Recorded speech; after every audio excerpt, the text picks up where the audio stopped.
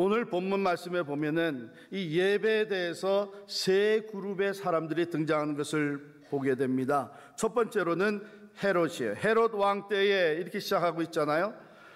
헤롯도 뭐라고 얘기를 했냐면 동방박사들에게 가서 아기를 찾거든 내게 알려다오. 나도 그에게 경배하기를 원한다 그랬어요. 자기도 경배하겠다는 거, 예배하겠다는 거예요. 그러나 우리는 분명히 알고 있는 것이 헤롯은 거짓된 예배자였습니다. 아기 예수를 찾아서 예배하려고 경배하려고 했던 것이 아니라 내 왕권에 조금이라도 위협이 되고 도전이 되는 것은 아예 그 싹부터 잘라버려야 된다고 하는 생각을 가지고 예수를 죽이기 원해요. 아기 예수를 죽이려고 했습니다.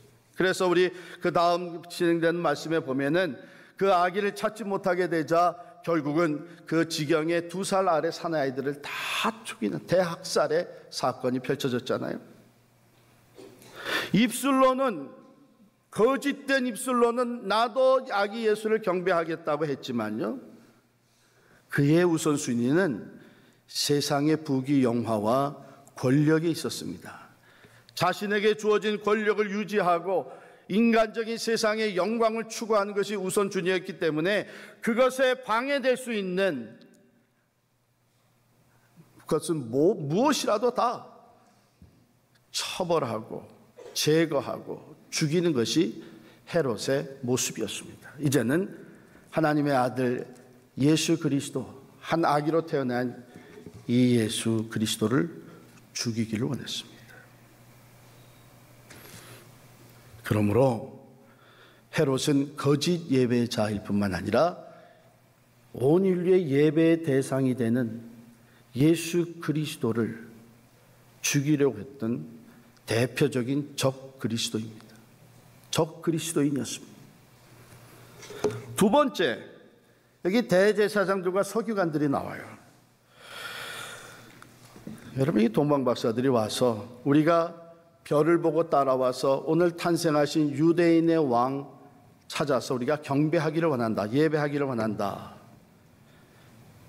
그랬더니 이 대제사장들과 서기관들이 헤롯의 명령을 받고 답을 찾아왔어요. 도대체 그 아이가 어디서 태어났느냐 하는 이 질문에 답을 찾아왔어요. 자, 이 사람들은 예언의 말씀에, 구약의 성경에 능한 사람들이었습니다. 미가서 5장 2절에서 딱 찾아왔어요. 또 유대 땅 베들레헴아, 너는 유대 고을 중에서 가장 작지 아니하도다. 네게서 한 다스리는 자가 나와서 내 백성 이스라엘의 목자가 되리라. 하나님의 말씀에 이렇게 예언된 것을 보니까 그 왕으로 오신 예수는 베들레헴에서 태어났습니다. 답을 가지고 왔어요.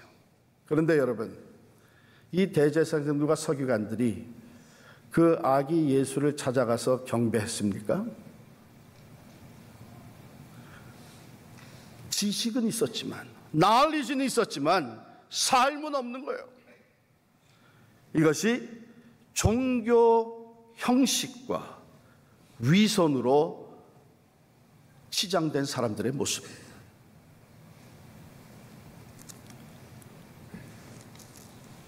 나얼리지는 있습니다. 그러나 그 말씀대로 실천하는 삶은 없는 거예요. 예수님은 일찍이 마태복음 23장 27절 28절에서 이렇게 말씀하셨습니다. 화 있을진저 외식하는 서기관들과 바리새인들이여, 회칠한 무덤 같으니 겉으로는 아름답게 보이나 그 안에는 죽은 사람의 뼈와 모든 더러운 것이 가득하도다. 이와 같이 너희도 겉으로는 사람에게 옳게 보이되 안으로는 외식과 불법이 가득하도다. 이 형식적이고 외식적인 종교 지도자들을 향해서 예수님은 회칠한 무덤 같다고, 겉으로는 거룩하고 아름다워 보이지만 그 속에는 죽은 사람의 뼈와 더러운 것이 가득하다고 하십니다. 대제사장들과 서기관들은 참 예배자가 될 수가 없었습니다. 오늘 우리도 하나님에 대해서 많은 지식을 가지고 있고 또 모든 형식을 따른다고 할지라도 우리의 모습이 진정한 예배자의 모습은 되지 못하고 내면에는 더러운 것과 참 생명 되시는 예수 그리스도가 없이 신앙생활을 할 수가 있는 것입니다. 우리 주변엔 그런 사람들이 많이 있습니다. 그런데 여기 동방의 박동선 박사들이 참 예배자의 모습을 우리에게 보여줍니다. 자, 우리 동방 박사들을 통해서 우리가 배우게 되는 진실된 예배자의 모습은 어떤 것인가? 첫 번째로 그것은 경배를 위해, 예배하기 위해 사모하며 준비하는 것입니다. 그들은 멀리 떨어진 곳에 있었어요. 그러나 이 동방의 박사들, 별을 연구하던 사람들, 원어로는 마고스라고 여기 써져 있는데 이 용어는 페르시아 지방에서 가장 똑똑하고 지혜로운 사람들을 호칭할 때 쓰였던 용어입니다. 그러니까 그들의 지혜가, 그들의 학문이, 그들의 그 영향력이 인정을 받고 명성이 있었던 사람들이죠. 그 사람들이 얼마나 대단한 사람들이었는지 별을 따라서 예루살렘까지, 유대 땅까지 왔는데 별이 갑자기 사라진 거예요. 그러니까는 예루살렘에 가서 물어봅니다. 새로 태어나신 아기 왕이 어디 계시냐? 아니, 그런 사건은 안 일어났어요. 그런 일은 없어요. 물론 우리가 다 메시아를, 왕을 기다리고 있는데 터무니없는 소리 하지 마세요. 아마 보통 사람들이 물어봤으면 그랬을 거예요. 왜? 전혀 모르고 있는 일인데. 그런데 이 사람들이 마고스기 때문에, 즉 영향력이 있는 사람이고 이 명성이 있는 사람이고 페르시아에서 와서 벌써 옷 입은 것 보니까, 함께 수행하는 사람들 보니까 무시할 수 있는 사람들이 아니에요. 바로 그런 영향력을 가지고 있었던 동방 박사들입니다. 그러니까 이 사람들이 여기까지 그걸 찾아왔다면 이건 시위했던 일이 아니냐 해가지고 소문이 퍼져나가기 시작했고, 동방 박사들은 헤롯 왕궁을 찾아갔습니다. 이해가잖아요. 그렇죠? 새롭게 왕이 태어났다면 왕궁에서 태어났든지 아니면 적어도 왕궁에 있는 사람들은 알 거 아니에요. 그래서 거길 찾아갔습니다. 가서 유대인의 왕으로 나신 이가 어디 있습니까? 그랬더니 이 사람들은 헤롯을 비롯해서 당장 그 유대인의 왕이라는 것은 우리가 기다리는 메시아를 의미한다 하는 것을 알고 있었죠. 그래서 4절에 보면 왕이 모든 대제사장과 백성의 서기관들을 모아 그리스도가 어디서 나겠느냐 하고 물었어요. 유대인의 왕 그리스도 동일한 것인 것을 알고 있었던 것이죠. 유대인의 왕이라고 부르는 것은 이방 사람들이 유대인이 기다리고 있는 메시아를 호칭할 때 유대인의 왕이라고 불렀습니다. 성경에 보면은 로마의 군사 또 빌라도가 예수님 십자가에 못 박을 때에 그때 유대인의 왕이라고 불릅니다. 그러나 유대인들은 자기들이 기다리고 있는 메시아여 그리스도입니다. 자, 그 메시아 그리스도 유대인의 왕을 동방 박사들은 단지 유대인만을 위한 것이 아니라 온 인류의 구주로 태어나신다는 것을 깨닫고 있었습니다. 그래서 거기까지 온 거예요. 사모하는 마음으로 준비하고 떠났습니다. 하나님이 받으시는 예배는 준비된 예배입니다. 하나님이 연락하시는 예배는 사모하는 마음으로 드리는 예배입니다. 그저 헐레벌떡 뛰어와서 정신없이 벌써 예배가 시작이 됐네, 이것이 아니고 진정으로 준비되어서 은혜를 사모하며 오늘도 내가 하나님께 나아가는, 하나님이 예비하신 은혜를 내가 받게 된다. 아니, 그 전에 내가 하나님께 드릴 예물을 준비하고 우리의 마음을 준비하고, 동방 박사들에게서 우리는 준비된 예배가 얼마나 귀한 것인 것을 배우게 됩니다. 자, 두 번째, 동방 박사들이 예배에 대한 교훈은 모든 난관을, 예배를 방해하는, 경배를 방해하는 모든 난관을 극복하는 예배자의 모습입니다. 어디서부터 왔어요? 페르시아시부터. 이 성경 주석가들은 아마도 이 동방 박사들이 살던 것은 1500, 1600km 떨어진 것이었을 것이다. 그리고 그 당시의 교통수단으로 여기까지, 유대 땅까지 오는 데는 3, 4개월이 걸렸을 것이다. 이렇게 내다보고 있습니다. 그런데 그 오는 길이 쉬운 길이었겠어요? 낙타를 타고 사막을 지나고 광야를 건너고, 이런 그 모든 길 가운데 그 모든 난관을 끝까지 극복하고 경배의 자리에까지 오게 된 것입니다. 어느 정도 오다가 우리가 이렇게까지 하면서 예배 드리러 가야 되냐, 좀 두렵고 어려운 일을 만나게 되면 이제는 돌아가는 게 좋지 않느냐, 이런 마음들이 얼마든지 들 수 있었겠죠. 그런데 이 동방 박사들은 그 모든 난관과 장애와 그 고통을 극복하면서 경배 자리에까지 이르게 됩니다. 그런데 그것을 극복할 수 있도록 도와준 것이 있어요.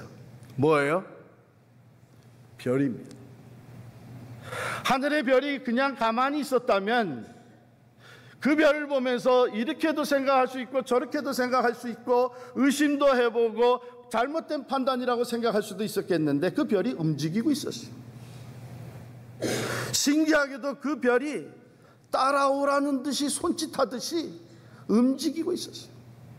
그 별이 움직이고 있는 한은 그들은 포기할 수가 없었던 것이죠. 마치 살아있는 물체처럼 별이 움직이고 있습니다. 그 인도하심이 있기 때문에 이 동방 박사들은 그 모든 고난과 장애와 두려움과 고통도 극복하면서 예배 자리에 이르게 되었습니다. 오늘 우리들을 인도하시는 것도 마찬가지입니다. 시편 기자는 119편 105편에 이렇게 얘기를 합니다. 주의 말씀은 내 발의 등이요 내 길의 빛이니이다. 진정 하나님께 나아가서 예배드리는 자는 그 예배를 방해하는 것들이 얼마든지 우리 주변에 있고 내 안에서도 일어나고 있지만, 하나님의 말씀이 살아있는 한, 하나님의 말씀이 우리의 발걸음을 인도하는 한, 하나님의 말씀이 우리를 이끌어가는 한 포기하지 아니하고 그 말씀을 따라가서 경배의 자리에 이르게 되는 줄을 믿습니다. 동방 박사들은 그 별을 보고 갔습니다. 뿐만 아니라 이 동방 박사들은요, 예물을 준비해서 갔다 그랬어요. 황금과 유향과 모략을 준비해서 갔습니다. 입이 마르니까 발음이 이상해요.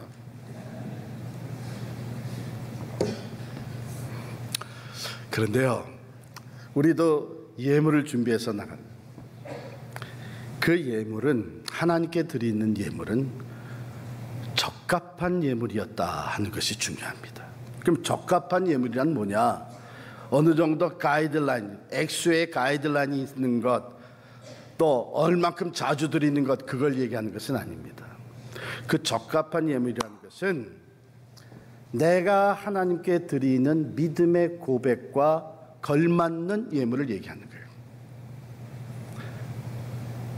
내가 하나님께 드리는 마음의 믿음의 고백과 걸맞는 예물을 준비했는데, 그러면 이 동방 박사들의 예물, 어떤 의미가 담겨, 어떤 고백이 담겨져 있느냐? 첫 번째 예물이 뭐였죠? 황금입니다. 그 당시에 이 황금은 보통 왕에게 드려지는 선물, 예물이었다고 합니다. 왕 앞에 나아갈 때 제일 우선적으로 요구되었던 예물이 황금이었고, 오늘날에도 그 과거의 고대 시대의 그 왕들의 무덤을 파보면 거기에는 금이 잔뜩 들어져 있다. 고고학자들의 보고서에서 우리는 볼 수가 있습니다. 그러므로 황금 예물을 드렸다고 하는 것은 아기 예수가 왕으로, 유대인의 왕, 또 왕의 왕으로 오셨다는 고백이 담겨져 있는 예물이다. 적합하잖아요. 두 번째는 유향입니다. 유대인들에게 있어서 이 유향은 성전에서 제사 드릴 때 사용했던 것입니다. 특별히 우리가 구약 성경을 보게 되면 이스라엘 백성들을 대신해서 제사를 드릴 때에 제사장들이 그 제사를 주도합니다. 그런데 이 제사장 유향이 반드시 필요한 사람, 온 백성의 죄를 대신해서 하나님 앞에 속죄 제사를 드리고 백성과 하나님 중간 사이에서 중보자의 역할을 감당하는 대제사장, the high priest에게 꼭 필요한 것이 유향이었습니다. 또 이 유향을 불사를 수 있는 자격이 주어진 사람이 대제사장이었습니다. 그러므로 동방박사들이 유향을 예물로 드렸다고 하는 것은 태어나신 아기 예수가 대제사장이요 하나님과 사람들 사이의 중보자가 된다고 하는 고백이 담겨져 있는 거예요. 세 번째 예물은 모략입니다. 황금은 왕을, 유향은 대제사장을 상징한다면 모략은 무엇을 상징할까요? 예수님이 십자가에 달려 돌아가실 때 그 장사를 지내기 위해서 찾아온 두 사람이 있었는데, 한 사람은 예수님의 무덤을 제공한 아리마대 사람 요셉이고, 또 한 사람은 그 장사 지낼 때 필요한 모략을 가지고 왔던 니고데모입니다. 그렇습니다. 모략은 장사 지낼 때 그 시체가 썩지 않도록 방부제로 사용하는 것입니다. 살아있는 사람에게는 이게 마취제로 또한 사용되었었다고 합니다. 자, 그런데 동방박사들이 갓 태어난 아기 예수께 드리는 예물에 모략이 들어가 있는 거예요. 이건 귀한 것입니다. 그런데 왜 막 태어난 아기 예수께? 바로 하나님의 감동으로 이 동방박사들은 이분은 왕으로 오셨고 대제사장일 뿐만 아니라 하나님과 인간 사이에 중보자가 되신다고 하는, 그걸 정확하게 이해했는지는 모르지만 하나님께서 그들을 통해서 예언적인 이 예물이 드려지게 하십니다. 예수님의 장사진, 즉 예수 그리스도는 이 땅에 오실 때에 그가 말씀하신 대로 내가 섬김을 받으러 온 것이 아니라 섬기려 하고 내 목숨을 많은 사람들의 대속물로 내어주려 왔노라. 그 죽음을 예비하는 예물입니다. 온 인류의 죄를 대신 짊어지시고 여러분과 저의 죄를 대신 지시고 십자가에 달려 죽으심으로 구원을 이루신, 그것을 상징하는 예물입니다. 여러분, 이 예물에는 적절한 신앙의 고백이 담겨져 있는 것입니다. 여러분과 제가 하나님께 드리는 예물이에요. 그건 적절해야 됩니다. 하나님이 받으실 만한 것은 적절해야 됩니다. 우리가 하나님께 드리는 믿음의 고백에 걸맞는 예물이 드려져야 됩니다.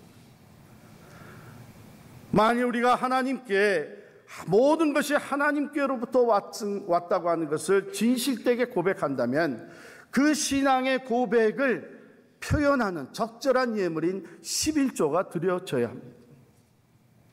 만약에 기도의 응답으로 하나님이 내게 은혜를 베푸셨다고 하면은 그 액수가 얼마가 됐든지 그 하나님의 은혜에 감사하는 고백을 담아서 감사의 헌금이 드려져야 합니다.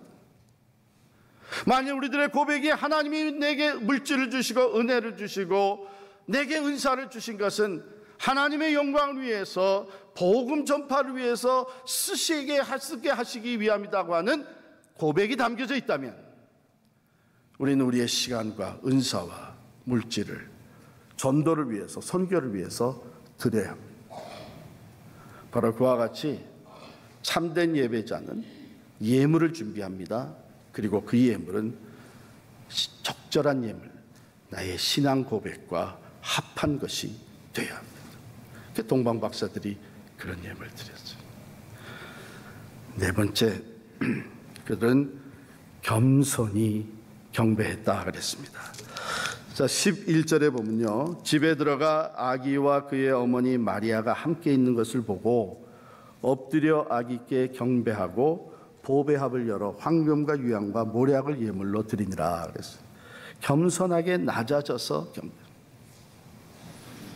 이 사람들은 이미 명성을 얻고 있는 사람들이었고, 이 사람들이 예루살렘에 도착하니까 거기서 아기 왕이 태어나신 왕에 대해서 물으니까 온 예루살렘이 소동이 일어났습니다. 이 사람들이 가서 아기 예수를 찾았어요.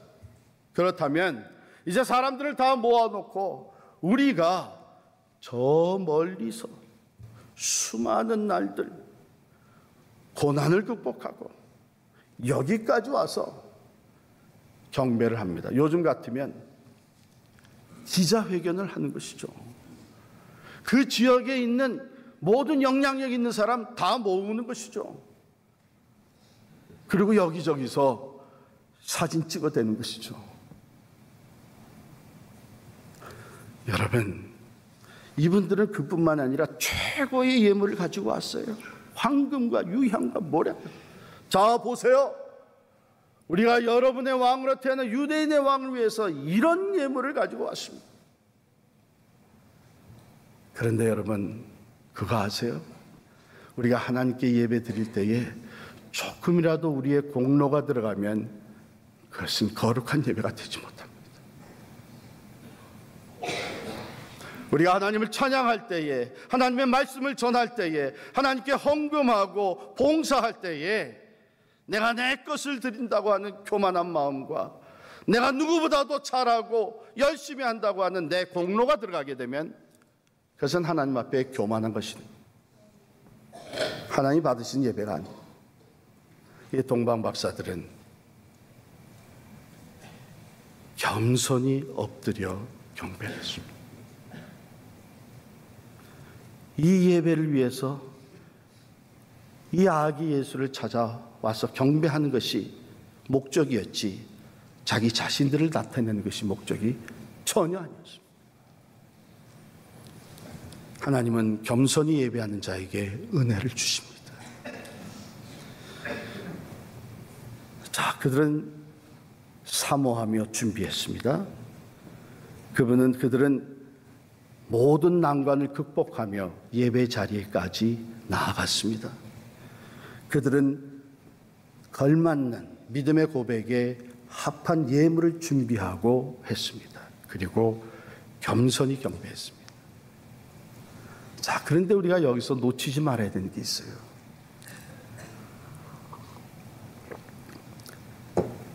이 동방박사들이 예배 자리에까지 가보니까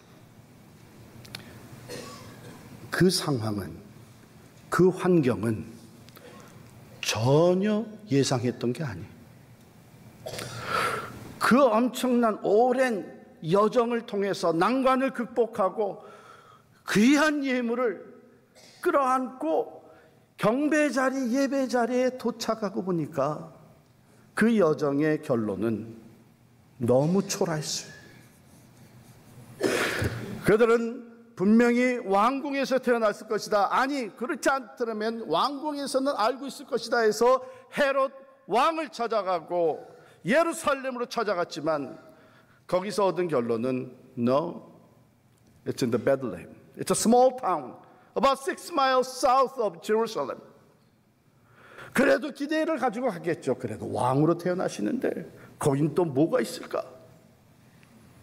도착해보니 말구유예요. 육축을 거느리고 먹이는 말구유예요. 왕의 부모라고 앉아있는데 이거는 가난한 평민이에요. 볼만한 거 하나도 없어요. 자, 이쯤 되면 대부분의 사람들은 마음이 흔들립니다. 이거 우리가 잘못 짚은 거 아니냐? 어떻게 왕이 태어났는데 이런 데서 태어날 수 있냐? 의심이 들어옵니다. 우리의 믿음에 문제가 있었던 거 아니냐? 낙심과 좌절이 찾아옵니다. 우리가 이 귀한 예물을 여기까지 고작 이런 데서 우리가 경배하고 예배 드리려고 그 수많은 날 동안 고통과 난관을 극복하며 여기까지 왔단 말이냐.